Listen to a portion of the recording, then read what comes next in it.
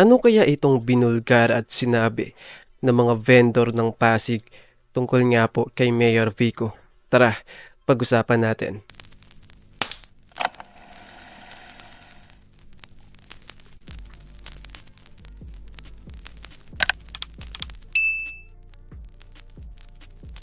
Yo, what's up sa inyong lahat mga kaparing, bago ang lahat, don't forget to like and subscribe sa ating YouTube channel at pakihit na rin po ang notification bell para updated po kayo sa mga bago po nating video. Sa mga hindi po nakakakilala, ako nga po pala si Mr. Realitex from Pasig City.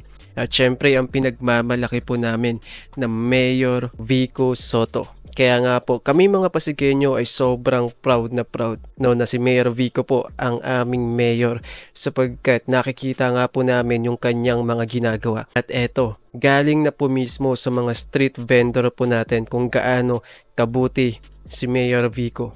Kung gaano kalawak, kalaki ang malasakit ni Mayor Vico para po sa ating mga vendor na hindi po nakikita ng ibang mga local government. Sa ibang mga lugar po, ang mga vendor po natin ay hindi pinapahalagaan. Well, dito sa Pasig, sobrang pinapahalagaan po sila ng gobyerno namin. Especially under ng pamumuno ni Mayor Vico. Napakalaki po ng kanyang pagpapahalaga sa ating mga street vendor dito nga po sa Pasig. At eto, galing po mismo sa kanila, sinabi po nila ang totoo. Pinahalagahan nila kami kahit ganito lang yung hanap buhay namin. Napakalaking tulong po talaga. Sobrang laki talaga po. Talagang mababa ang puso ni Mayor Vico sa mga ganitong naghahanap buhay. Smooth na po yung pagtitinda namin. Hindi na po kami kinakabahan. Hindi na rin kami natatakot kung sino man po yung dumating. Ganyan kasaya sina Aris at Rosal nang maramdaman at makita ang positibo. Okay, sa mga hindi po nakakaalam o sa mga hindi po pamilyar, ang mga street vendor po kasi namin dito sa Pasig ay meron na po mga sariling permit. Okay, sa permit po na ito, nagpapakita lamang po na ang kanilang mga tinda ay malinis, okay, at ito po ay ligtas sapagkat ang mga vendor din po natin ay dumaan din po sa medical o check-up, sa medical check-up. Nang libre po ito wala po binabayaran at higit sa lahat, meron na pong permit na nakapaskil dun po sa kanilang mga ginagamit po. For example, mga kariton, di ba, yung ginagamit po nila para sa kanilang mga paninda. So, meron po nakalagay dun, di ba, na ibig sabihin lamang po nito mga kaparing, hindi na po pwedeng hulihin. Kung dati, ang pinapangamba po nila ay kapag merong dumating tapos huhulihin sila. Tapos kukunin yung kanilang mga paninda o yung kanilang mga kariton, kukunin. Pero ngayon, hindi na po pwedeng gawin yun dahil meron na pong permit ang mga vendor po natin na pinapayagan po silang magtinda. Ibong pagbabagong dala ng pagkakaroon ng permit sa kanilang hanap buhay. Mas magaan na daw ang araw-araw na pagtitinda at mas may kita pa. Para sa maraming street food vendor, ang hanap buhay ay laban. Laban sa init, laban sa ulan, laban sa pagod. Kaya't nang inanunsyo ang libreng registration, hindi sila nag-aksaya ng panahon. Agad na nagtungo sa City Hall. Noong November po, may nabalitaan po kami dyan sa City Hall na programa daw po ni Mayor Vico Sotto na nagpaparegister daw ng libre. 500 katao po, libre noong November. Kaya isa po ako sa naunang nag-apply doon. Siyempre, kailangan ng barangay clearance, valid ID, at saka po yung medical. January, may nagsabi. So yung mga kailangan lang po, barangay clearance, barangay ID, and medical. Yun lang. Napakaunti ng mga requirements, diba? At eto pa mga kaparing, yung medical check-up pa ay libre. Okay, pupunta lamang po sila doon. I guess sa barangay Pinagbuhatan po yata yun. Doon po, libre pong medical check-up. Diba? Okay, eto po.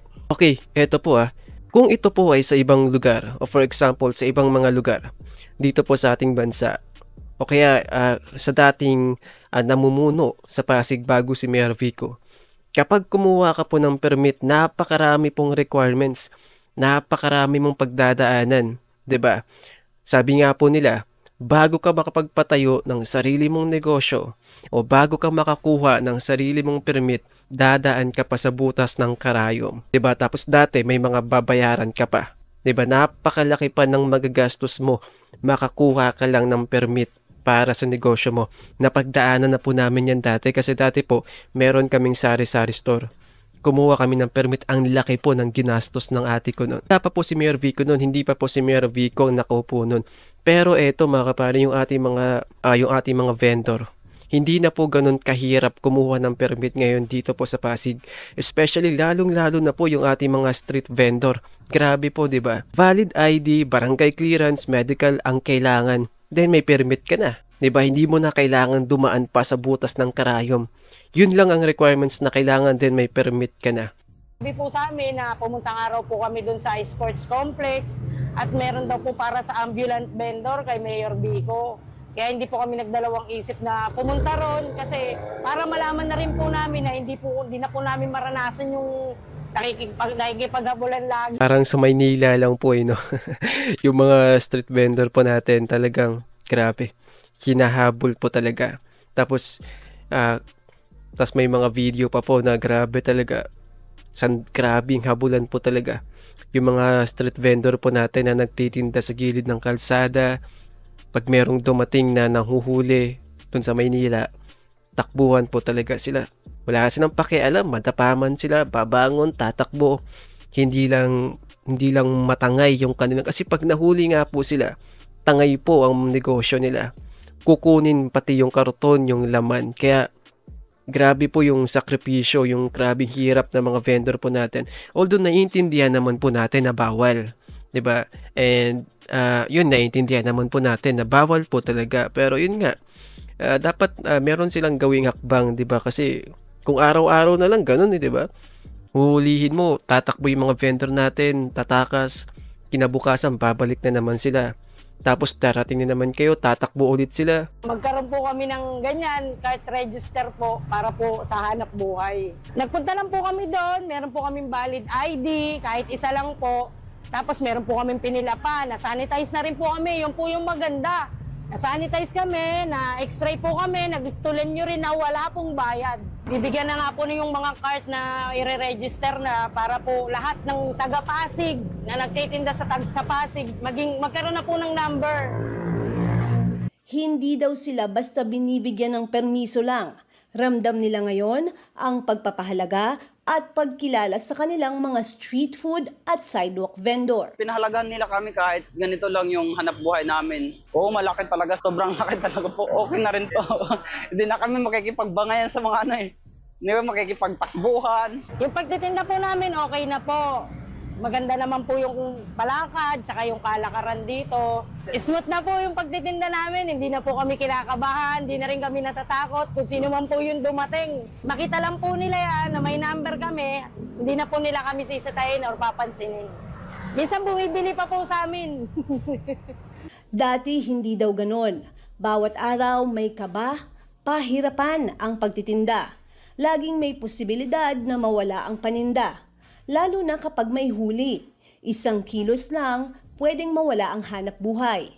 Mahirap makipaghabulan, mahirap makipagtaguan. Nung nagsimula ako nung taong po yan, 2019, dati po, lako lang ako, nag-iikot lang po ako mula dito hanggang sa Rizal High, Arellano, hanggang sa Ugong po ako nakakarating. Mahirap sir kasi basta-basta lang kami hinuhuli. Walang pero-pero o uhulihin talaga kami. Nagsimula po akong magtinda, pandemic, 2019.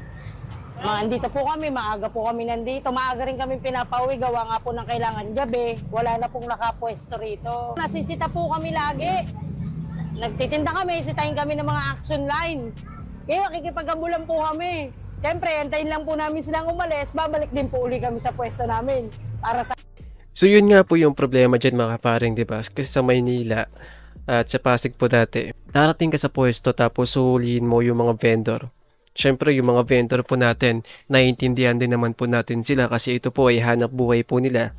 At ito po ay para sa pamilya nila. So kailangan po nilang tumakbo, di ba? Kasi hindi po sila papayag na ibigay yung mga paninda nila, yung kariton na ginagamit nila. Kasi once na nakuha na po yan, hindi na po maibabalik pa sa kanila. So ginagawa po nila, tumatakbo po talaga sila, tumatakas sila. Pero pag wala na yung mga nanghuhuli, bumabalik naman po sila. Tapos kinabukasan, ganun pa din. So paulit-ulit lamang po mga kaparing, walang pinagkaiba. 'Di ba? Parang nagpagod lang yung mga nanghuhuli kasi bumabalik pa rin naman yung mga vendor natin. So, ito po yung sinasabi po ng ating mga kababayan na kailangan daw po natin ng solusyon. Hindi yung puro huli-huli lang kasi nga bumabalik pa rin naman sila eh. At eto na nga po yung ginawa ni Mayor Vico. Talagang makikita po natin dito no na yun nga po, kahit mga street vendor lamang po natin ay mahalaga sa kanya. 'Di ba? Kasi yung ating po mga street vendor, may binubuhay din po yung mga pamilya. 'Di ba? Negosyo rin po nila 'yan.